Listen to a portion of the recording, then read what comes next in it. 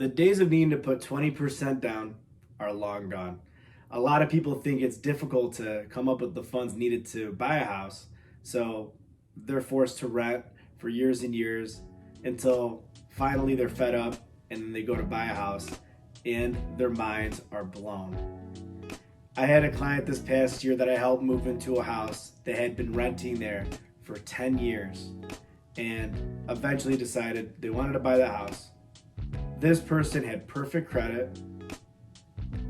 She qualified to purchase the home with only 1% down. And it wasn't a super expensive house. It was less than $200,000. So 1% down, no more than $2,000. Of course, when you buy a house, you're gonna have closing costs that you need to pay for. Definitely keep those in mind. But if you have a good relationship with your landlord, maybe they'll work something out in terms of covering your closing costs. A lot of people think right now may not be the best time to buy a house. And depending on your situation, it might not be. But depending on your situation, it might be. You need to really look at it from a financial standpoint. In a perfect world, your mortgage payment shouldn't be more than 40% of your income before taxes. Regardless of what the rate is, regardless of what the market is doing, keep that in mind. A lot of times in these crazy markets where the rates are so low and like a market we were looking at between 2021 and 2022, more so in 2020 and 2021, everybody was buying a house. However, the prices had went up. During that market, I don't know the exact number, but the home values shot up compared to the years prior. I'm lucky I bought my home in 2018 at a higher interest rate because the home eventually appreciated. But I don't know what the market's going to do. Nobody knows what the market's going to do. So it worked out for me.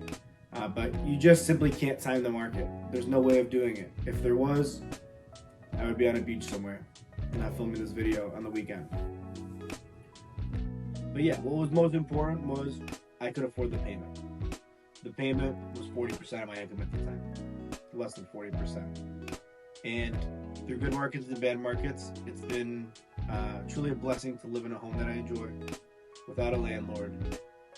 And my money is working for me. It's good to invest your money in general. And I have to say, in my personal experience, investing in real estate have been by far my most fruitful investments. And I plan to do so, and I plan to continue to do more. But long story short, right now, it is possible to get into a home with very little down and get out there, see if there's a home that you like. If there's a home that you like, connect with a local realtor and a loan officer. See what you're pre-approved for. See if your budget matches what you're looking for in a home, because it might not. When I first started looking for homes for my first house, I was looking between $250,000 to $275,000, and we were looking through the houses, and I pretty much turned into a total diva walking through the houses. Oh, I don't like this. I don't like this. So eventually, I realized I needed to increase my price range. Still being mindful of keeping it inside of your budget. The really great thing about real estate is you can have it work for you. It can be revolving income. And typically, once you have the home paid off, the profit is really good.